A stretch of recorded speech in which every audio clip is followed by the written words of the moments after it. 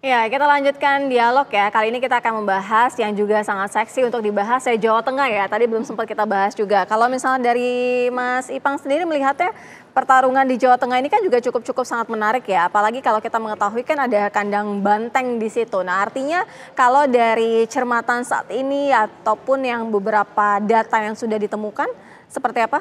Ya, Mbak Sera ya. Kalau kita bicara Jawa Tengah, ini kan menariknya itu daerah yang pemilih milenialnya itu 24 sampai 39 tahun itu ada 36%. Ya.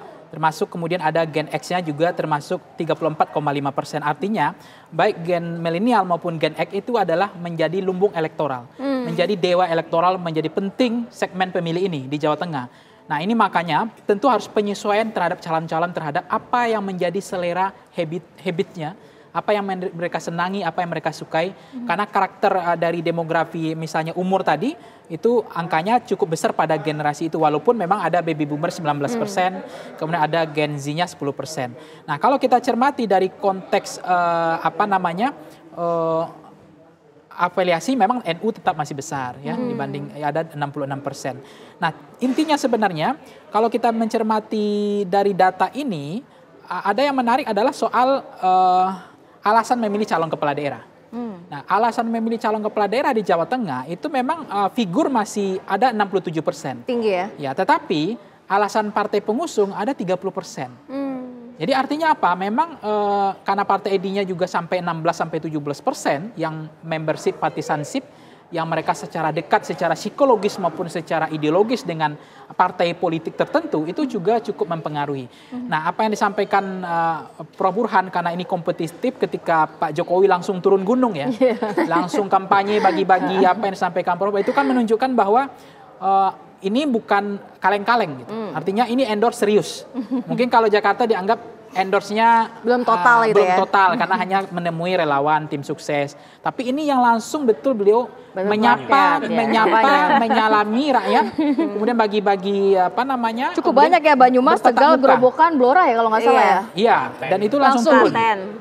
Nah, ini yang menjadi penting. Nah, di samping itu kalau kita lihat dari data kita, memang latar belakang calon kepala daerah yang disenangi oleh masyarakat di sana itu adalah kepala daerah, juga ada dari partai politik, ada tokoh agama juga, 23, 19, 13%.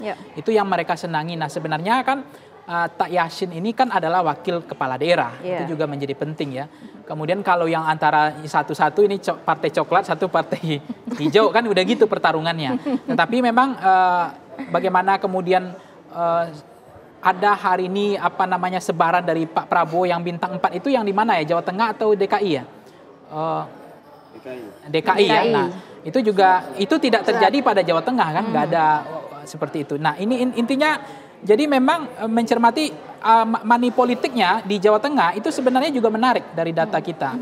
Di money politik di Jawa Tengah kalau mencermati dari suara dari semua kandidat itu kenapa Jawa Tengah ini menjadi penting juga? Karena memang penghasilan di bawah 700.000 kan 20%. Ya, cukup banyak ya. Jadi masih banyak besar kemiskinannya masih menurut saya itu tadi agak apakah ya? masih ada di situ demokrasi sembako atau demokrasi uang yang disebutkan masyarakat tadi. Tetapi intinya kalau kita mencermati politik uangnya itu yang menghalalkan politik uang di Jawa Tengah itu hampir angkanya hampir 52 ditambah 20 tambah 75. Jadi hampir 80% ya. Wow, jadi yang mengharamkan politik uang hanya angka 14 ditambah 3%. Itu yang mengharamkan. Nah, tetapi memang ini harus hati-hati juga. Toleransi terhadap politik uang ini juga di Jawa Tengah ketika kita bicara dari 52% yang wajar tadi, itu angkanya juga akan memilih calon sesuai hati nurani. Nah, itu yang kemudian 49,2%. Jadi dia tetap terima tapi suaranya nggak ada. Jadi uang habis, suara nggak ada. Ini jebakannya di situ. Nah, tetapi ada juga 20% dia akan terbebani. Dia akan siapa yang memberi dia akan pilih. Kemudian ada di angka 20% akan menerima dan akan memilih orang yang memberi uang yang lebih besar. Nah, tetapi yang menarik data ini adalah apakah ibu bapak pernah menerima uang atau bantuan selama pilkada atau pileg atau pilpres sebelumnya?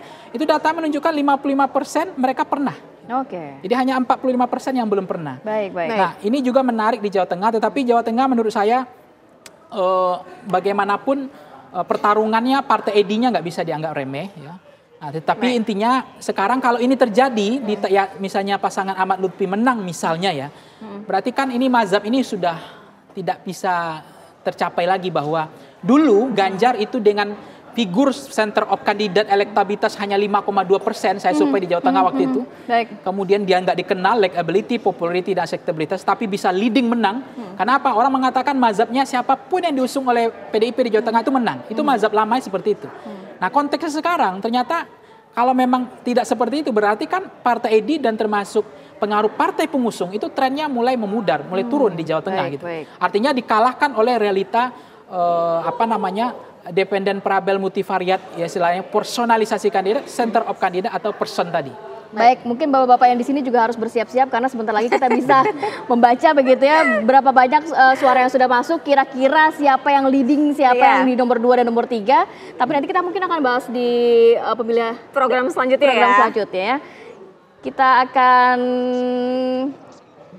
kita nanti akan masih ada waktu ternyata ya, masih ada waktu karena kan memang pukul 15.00 kan. Betul sekali. Jadi ternyata masih ada waktu. Kalau misal dari Mas Duri sendiri melihatnya gimana kalau misal pertarungan di Jawa Tengah? Saya melihat pertarungan di Jawa Tengah lebih kepada ya ini laga kedua barangkali dari Pilpres yang kemarin mungkin dianggap belum selesai. Tertinggal residu-residu meskipun ya betul, meskipun pemenang Pilpres sudah dilantik, tetapi saya melihat bahwa jadi pertarungan Jokowi itu dengan PDIP dalam hal ini termasuk misalnya Ibu Mega, saya kira ini lanjut di Pilkada Jawa Tengah.